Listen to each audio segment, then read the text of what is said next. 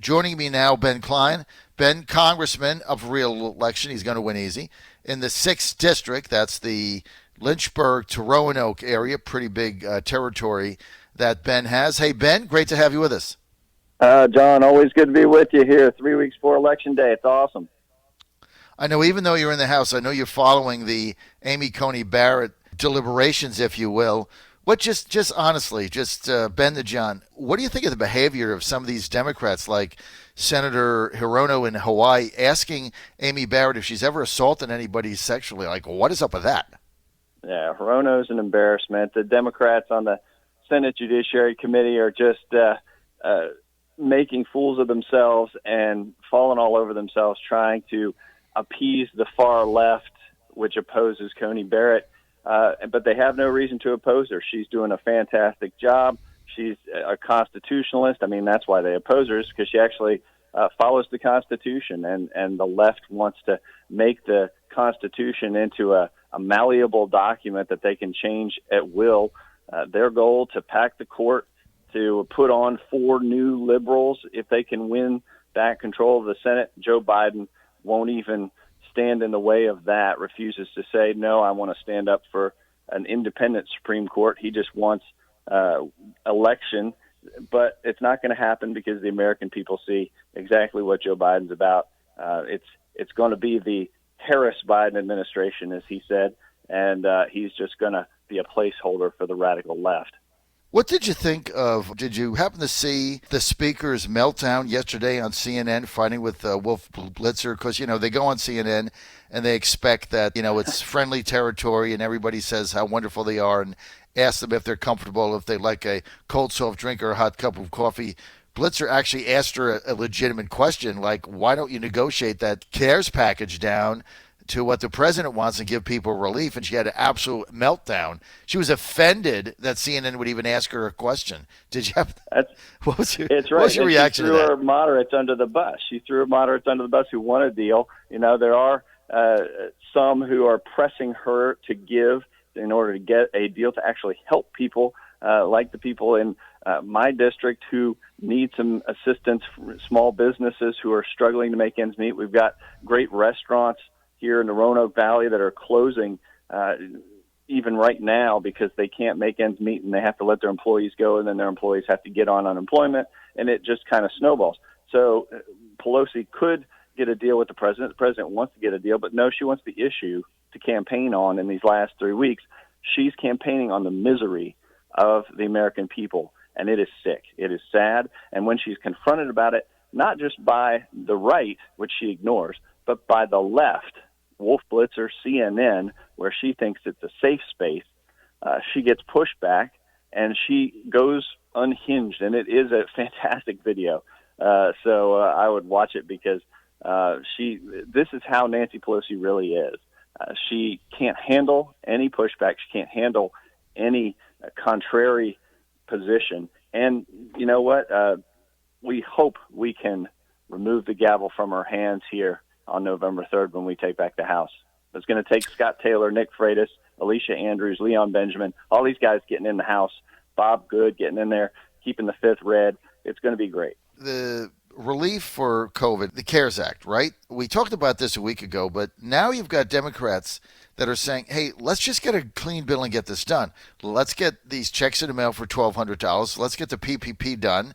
And then if you win, they're saying if you win and Biden wins, then you can go to Act 2 and bail out all your states and there'll be nobody to stop us. And Pelosi's melting down over that. When you've talked to moderate Democrats that want this relief, and remember, it's not like $2.2 trillion and then the Trump administration wants $200 million. The Trump administration has gone with $1.1 trillion. She wants $2.2 trillion. So it's $1 trillion difference, but it's still $1 trillion. So that's a lot of money. Why can't they get this done? It is a lot of money, but we can get it done if politics weren't the preeminent goal of those on the left. Those on the left recognize they do better without a deal than with a deal. They don't care about their constituents, about their small businesses, about us actually getting beyond this coronavirus because the lockdowns help them. The left actually benefits politically from keeping people indoors, keeping people from getting out and actually starting back up again, whether it's economically, schools opening, things like that. The left wants you under their thumb, and that's what they're trying to do by refusing to get a deal here. They're refusing to get any kind of deal on a coronavirus bill because they don't think that it would help their electoral chances to have this economy humming again like it was back in February. So they don't. What you're saying is, in reality, the Democrats don't want the relief to go out before the election. So really, Right. what you're saying is, I understand what you're saying, Ben. The $2.2 trillion that Pelosi is demanding, and of course the other trillion has nothing to do with CARES or COVID-19 or the pandemic. It's got to do with bailing out various states and cities that are in the tank that have mismanaged themselves forever, and also bailing out her biggest donors, which is part of the ploy. But what you're saying is she doesn't want any of it to pass so that people can continue to suffer going into November 3rd. Is that my understanding?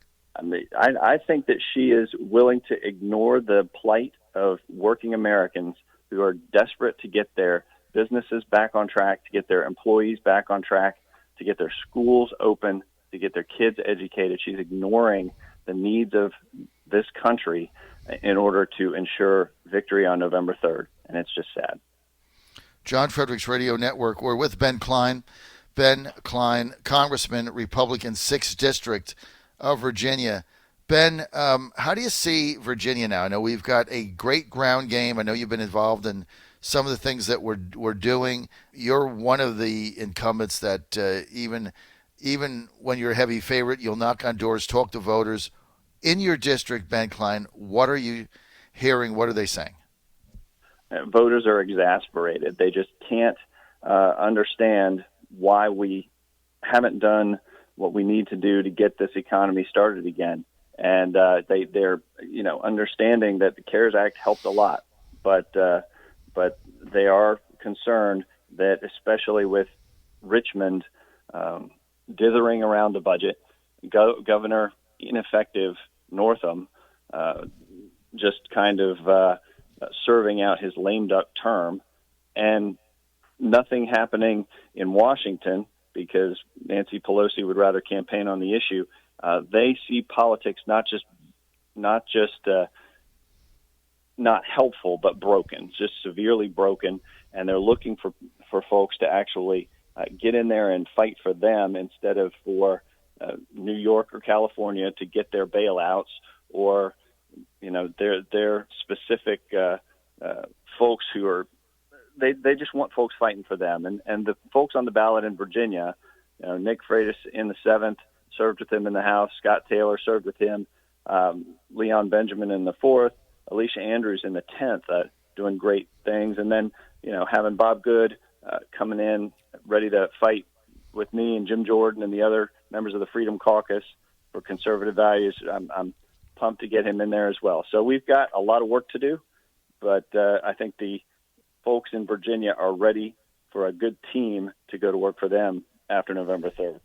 So if we get back to the CARES Act, it's your view now that Pelosi is going to do nothing because she doesn't want the relief to get out before the election. So that's why she's immobile on the $2.2 trillion, because she knows the president's not going to do that. He's not going to allow the funds to bail out New York City and Philadelphia and the cities that have been mismanaged and the states that have been mismanaged. So he's not going to do that, nor is he going to bail out her big donors over the SALT, which is the other part of this that has nothing to do with COVID. So basically that's not going to happen. But the Republicans have not been clear in articulating, Ben Cline, what you just did. How do they get that out? How do they get that message out? Republicans in Washington are too nice, and all too often what you see are Republicans willing to play patty cake with Pelosi and the Democrats, and not stand up and fight for the American people, not call out the hypocrisy when they see it, not call out when Nancy Pelosi wants to throw working Americans under the bus in order to pursue her political agenda. And make no mistake about it, she knows what she's doing. She's very savvy about it because she knows that she can come in after November 3rd if she can get Biden elected. And, just because it takes longer to get her super $3 trillion deal, which would lead to the bankrupting of the country, because $3 trillion it's just unfathomable how enormous that is. But she's willing to just tell the American people, no, we're not going to help you because I've got to get my guy in the White House. And it's just sick. Totally sick.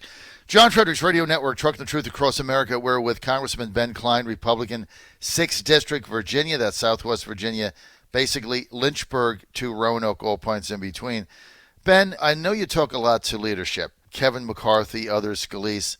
What is their view of the prospects of Republicans taking the House back, taking the Speaker's gavel back? I mean, how are they rating that? If you look at the Cook report and other polling, it's not even on anybody's radar screen. But then when you dig down, the numbers I saw in some of these districts, as I said, getting in, is a lot of Republicans are down by 2, 3, 3.5, 4. These are Republicans running in seats where the Democrats won in 2018, where Trump carried the district in 2016, likely to carry it again in 2020. What are your prospects, honestly, Ben Cline, for taking over the House? I think it's a jump ball. I really do. I think that we're down around 19 seats, and the one thing that we did this year is recruit a hell of a list of great candidates who are just who have been working so hard. And yes, a lot of them are losing the money game because Pelosi has been able to leverage her speakership to bring in more money than we've ever seen, and because they know that Pelosi likes to play the game, Biden loves to play the game, as evidenced by the emails involving his son and the meetings with Joe with Ukrainian officials, which they love to deny in the press, but when the emails get revealed, it all comes out. But we've got guys who are fighting through that, and so it all comes through Virginia as well. You said leadership does call. They say, what's going on in Virginia? Because we know our majority is dependent on us winning back these seats in Virginia. So Scott Taylor's got to win the 2nd. Nick Freitas got to win the 7th. Alicia Andrews got to win the 10th. And we've got a great other candidates running in really hard districts, Leon Benjamin in the 4th. But they can get it done. Mm-hmm. And if we win those seats on election night, we'll win the majority back. You saw the reports in the news overnight. Fox had it.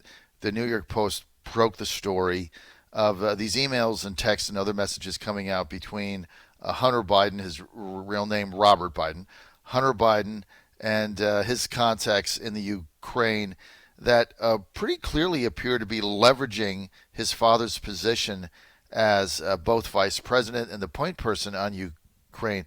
Now there's coming out leveraging their relationship as his son to get more money out of the government of Ukraine. Is this a campaign issue? Do you think people care about it, or are people just, orange man bad, that's it, they've made up their minds? Does this have any legs? Should care about it. They should. The 21 days out, it's hard to break through the cacophony of leftist media screaming about everything, and now they're focused on Amy Coney Barrett and trying to smear this woman who is going to make a great Supreme Court justice. But having sat through impeachment, having sat through the Mueller report, having listened to the left and hearing Eric Swalwell shriek about Russia collusion, and it all to now see these emails and see these Ukrainian advisors to Burisma saying, thank you for, it was great meeting your dad to talk about our concerns, and And to know that Joe Biden said no, he never talked to Hunter about his Hunter's business dealings. Well, that's a complete lie. And Joe Biden needs to be called out for it. And hopefully President Trump will get one more debate chance here. I don't know what's going to happen, but President Trump needs to just lay it out there for the American people at the next debate, because that's the one time we're going to be able to cut through the media screaming from the left, and Trump's going to be able to take it direct to the American people. Well, that's what he needs to do. Listen, Ben, let's go to the 5th District. A couple of people told me last night that Bob Good is in trouble there. A couple of very well-positioned Republicans in the 5th said they thought Cameron Webb was going to win that seat. I know Bob Good's not raising a lot of money. He's only going to raise about $1 million. He's being outspent right now, 10-15-1. Is Bob Good going to be able to hang on, or do you see that as a potential upset for the Democrats? I think that Bob Good is going to win the 5th. Donald Trump is going to win big in the 5th. The 5th, South Side is Donald Trump territory. And I think that what they're hoping for on the Webb side, that there are going to be a lot of Trump Webb voters, is not going to happen. There just aren't a lot of people who are going to say, I love what Trump is doing for our country. He has made us energy independent. He's taking on China. He's cut our taxes. He's created jobs. But I like this guy who seems like a Democrat socialist who is going to follow Nancy Pelosi, so I'm going to vote for him too. No, that's not going to happen. At the end of the day, Bob Good is not as doesn't have as much money as Cameron Webb has coming in from the liberal left, but he's got his principles and his values, and that's what voters are looking for. They want somebody who's going to go fight for them, and Bob Good's going to get it done. Ben Cline, we're out of time. I want to thank you for being with us. Ben Cline, Congressman, Republican, 6th District, Virginia. He's running for his second term. He'll be on the ballot November 3rd, heavily favored to win there. Ben, thank you for your time today. Very enlightening. You're the first person who said to me that I really hadn't thought of this, and nobody else has said it that's been on the air, that basically Pelosi doesn't want the CARES Act to go through because she doesn't want Americans to get relief before November 3rd and give Trump credit. Therefore, they suffer for her power. Unbelievable. Yep. I hadn't thought of that. I think you're absolutely correct. That's why even her moderates asking her to come off this and get a clean PPP, she refuses to do it. She can blame Trump. People suffer. Not good for the incumbent. You got it. It's really sick. These people are sick, man. I mean, it's not. They are. This is not your father's Democratic Party. This is not Jimmy Carter and Lyndon Johnson and John Kennedy and even Bill Clinton, even Dukakis, Lloyd Benston. I can name a bunch of them. I mean, these people are sick. They will make you suffer so they can hold on to power. This is unprecedented in the history of the Republic. Ben, thanks for shedding light on that. Thank you.